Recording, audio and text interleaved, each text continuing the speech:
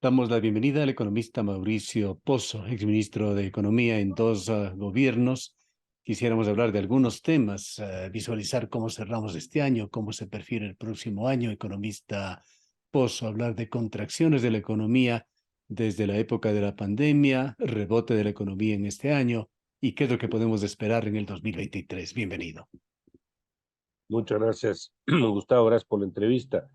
Tal vez señalar en primer lugar que este año la estimación del Banco Central, que es la entidad, digamos, oficial para las estimaciones de crecimiento, apunta a una tasa del 3.1%. 3% para una economía que tuvo el problema de la pandemia, que decreció en cerca del 8%, eh, es un ritmo todavía muy lento, un ritmo que no le permite recuperar, por ejemplo, las cifras de empleo que requiere, ni tampoco reducir al ritmo que se necesita indicadores como el desempleo, la pobreza, entre otros. Entonces, eso para el año en curso. Para el siguiente año, para el 23, la estimación es muy similar. Es decir, no se ve mucha luz de que vamos a tener ningún tipo de repunte. El crecimiento apunta a una tasa muy cercana al 3% que le acabo de indicar. eh, y eso conlleva que podríamos tener un 2023 con algunas similitudes, llamémoslo así, con respecto al año en curso que está por terminar, pero asimismo creo también que puede incorporar otros elementos que siempre generan ruido. Para empezar, el propio proceso electoral. Eso siempre trae su cuota de afectación, normalmente más negativa que positiva, al manejo de la economía. No sabemos qué va a pasar, por ejemplo, con el presupuesto como está y como podría estar en la práctica resultando en el año siguiente. Veamos qué ocurre con la relación entre el gobierno y los otros actores, llamemos otros actores, los indígenas, la Asamblea Nacional y algunos sectores políticos opositores. Entonces, eso hace a mi criterio un 2023 con muchas preguntas, pocas respuestas, incertidumbre todavía, y obviamente eso hace que sea mucho más complicado conseguir avances, por ejemplo, en materia de riesgo país, que sigue estando en niveles muy altos y que nos complica, por ejemplo, el buscar financiamiento privado en el mercado internacional.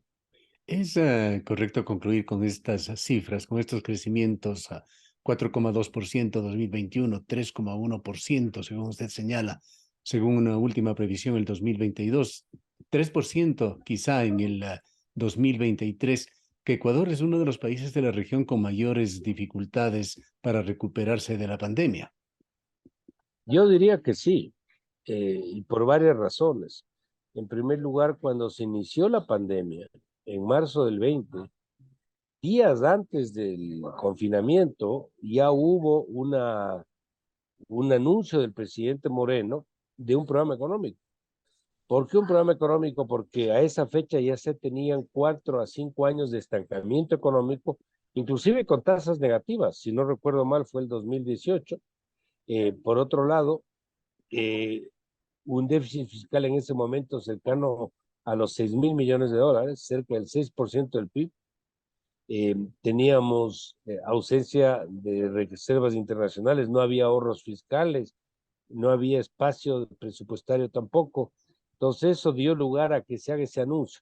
Como vino el problema de la pandemia, ese anuncio quedó en cero y tuvo que rediseñarse el programa económico para ese año. ¿Qué quiero decir con esto? Que el Ecuador ya entró con problemas a la pandemia. Y los otros países, Colombia y Perú, por ejemplo, para citar los vecinos, tenían una situación macroeconómica mucho más robusta. Entonces, en plena pandemia le pudieron incorporar mucho dinero a la economía y por eso el efecto rebote de esos países fue mucho mayor al que tuvimos nosotros.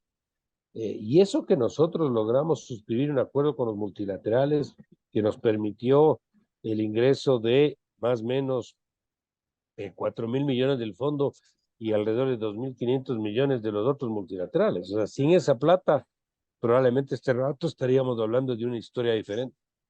¿Qué atribuye usted esta situación compleja de Ecuador? Si vamos a los países vecinos, Colombia acaba de tener una transición política que podría haber sido considerada como traumática, yéndose de un gobierno de derecha a un gobierno de izquierda. De Perú, ¿qué podemos hablar? Con un presidente que realmente ha dejado mucho que desear y una inestabilidad política que van arrastrando ya por varios años. Sin embargo, ambos países exhiben mejores cifras que Ecuador.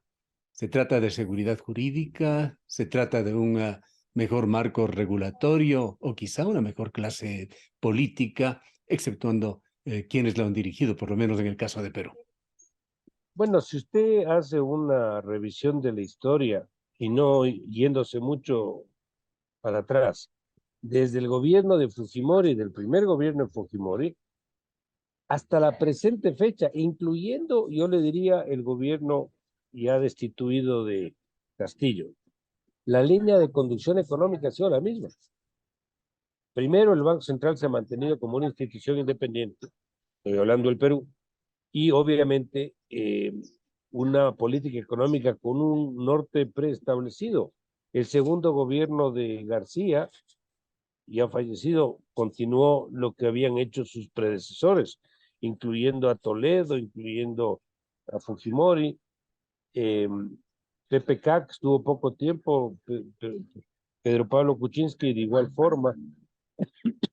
Entonces eso muestra, perdón, que ha habido perseverancia, que ha habido continuidad. Y eso no hemos tenido en el Ecuador. Eso ahí marca, por ejemplo, una gran diferencia. Los colombianos, por su parte, han hecho siempre las cosas, yo diría, de manera más o menos ordenada. La economía colombiana se ha manejado, yo le diría, bastante bien, a pesar de todas las circunstancias, pero esta ocasión es la primera en que tienen un gobierno socialista. Ellos no han tenido gobierno socialista, al menos de los últimos 40 años que yo recuerdo. Y ahora yo ahí sí pondría todavía un signo de interrogación a ver qué puede estar pasando con, eh, con el presidente actual, Petro, porque él ha hecho también declaraciones hacia el un lado, pero también hacia el otro. Entonces habría que ver cómo se va desenvolviendo el escenario. Y ya lo que no quería olvidarme del caso de Perú, el señor Castillo estuvo ahí, pero parece que no estuvo porque la situación seguía como estaba, más parecía un gobierno de florero ahí que no le movía un poco las cifras macros por alguna razón que no tengo la respuesta en el Ecuador, como que están más vinculadas a la política y la economía. Me parece que ese no es el caso de los países vecinos.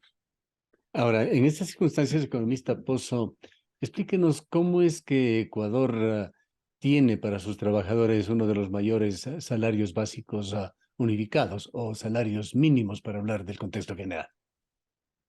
Nunca se estableció un sistema, yo diría, moderno, eh, adecuado e independiente para la fijación de los salarios cada año.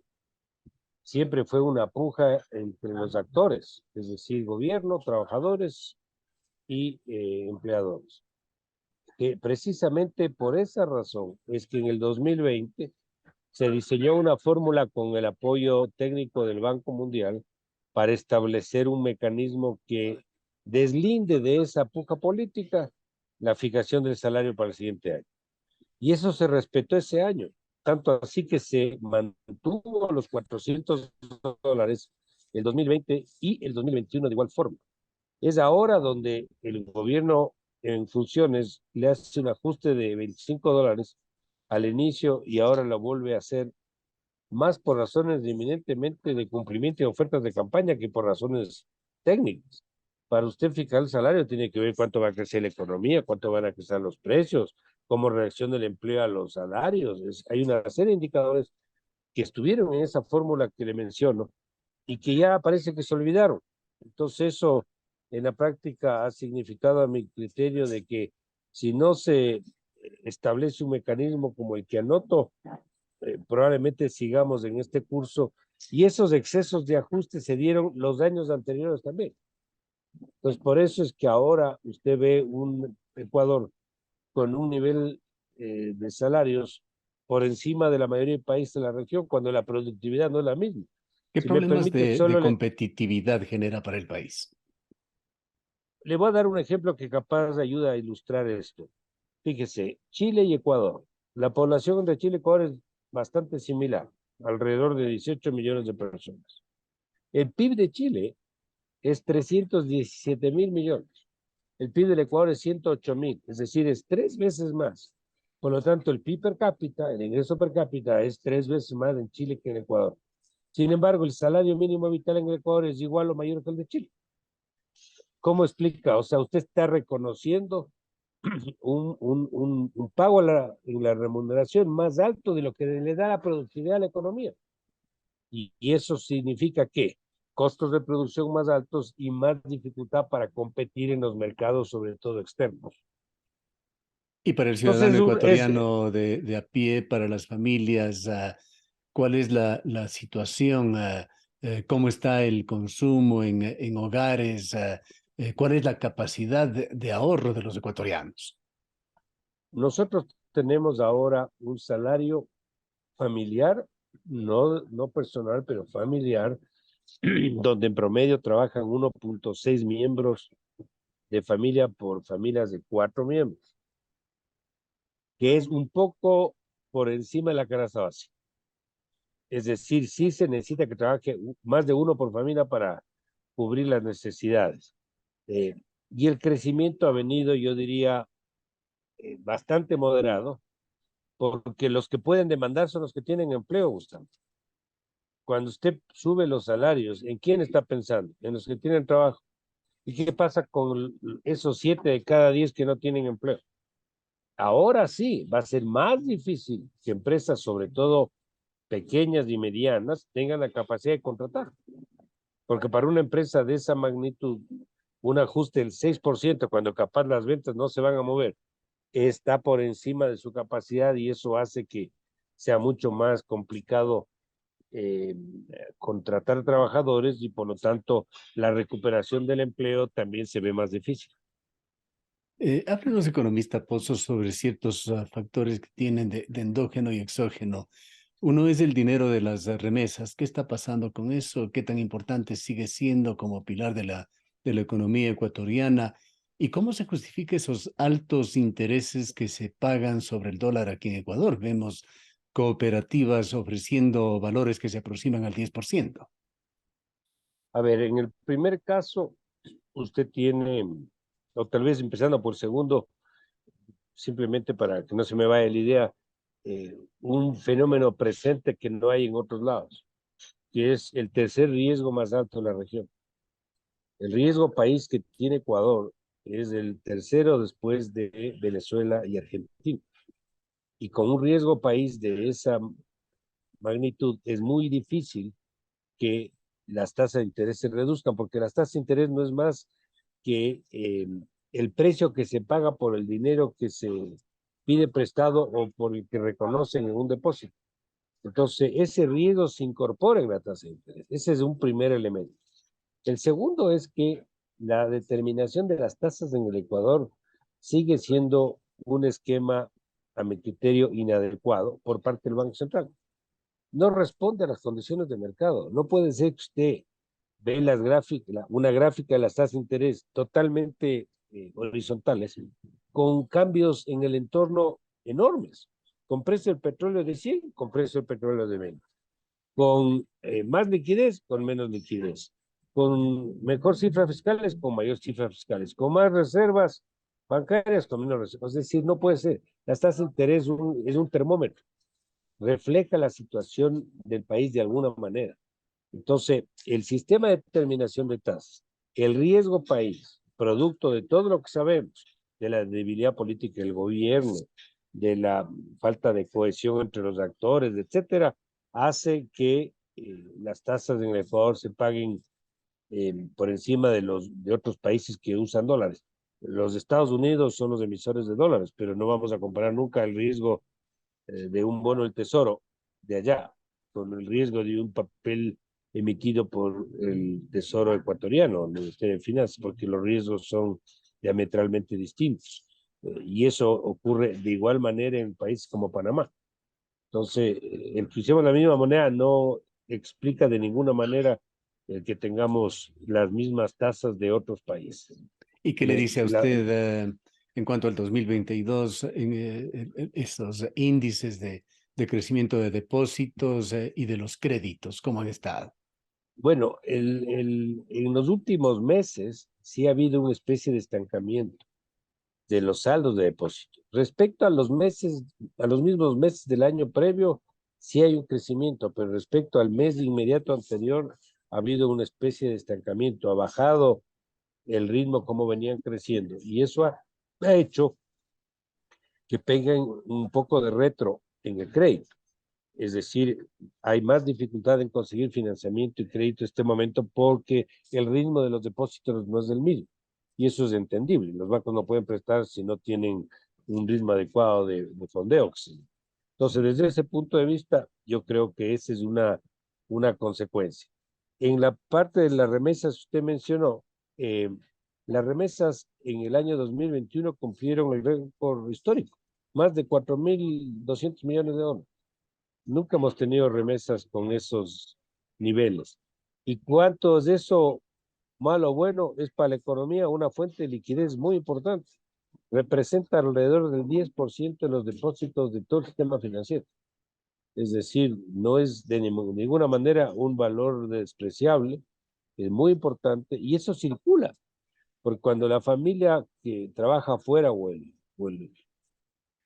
jefe de familia, padre, madre, que envía la plata al Ecuador, esa plata llega, recibe el familiar, con esa plata va, compra zapatos, el que le vende los zapatos deposita en el banco con esa plata le presta a un tercero, por lo tanto termina circulando en toda la economía y ayuda de manera sustantiva. Y este año 2022, hasta las cifras que se tienen, que creo que ya salieron las del segundo trimestre, sigue creciendo respecto al año previo, que fue un ritmo también históricamente alto respecto a años previos.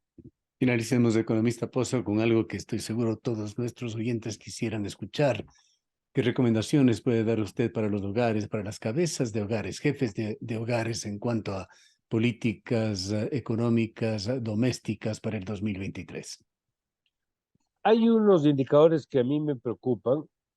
Hay algunos índices que estarían mostrando que hay una especie de sobreendeudamiento privado en el Ecuador. Muchas personas, por decirle, consumen con tarjetas de crédito para la compra de víveres y pagan en plazos largos. Entonces, usted está pagando en junio la carne que compró en enero, lo cual no tiene sentido.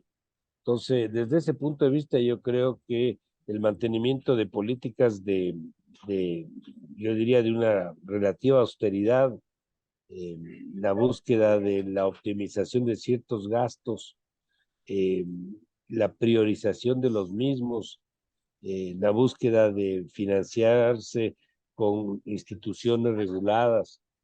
Eh, Cuando usted ve tasas muy altas, siempre hay un riesgo asociado. Creo que son consejos sanos y si hay la capacidad de mantener un poco de liquidez de reserva, mejor. Porque cuando hay crisis no le sirve a usted ni el carrito ni el terreno.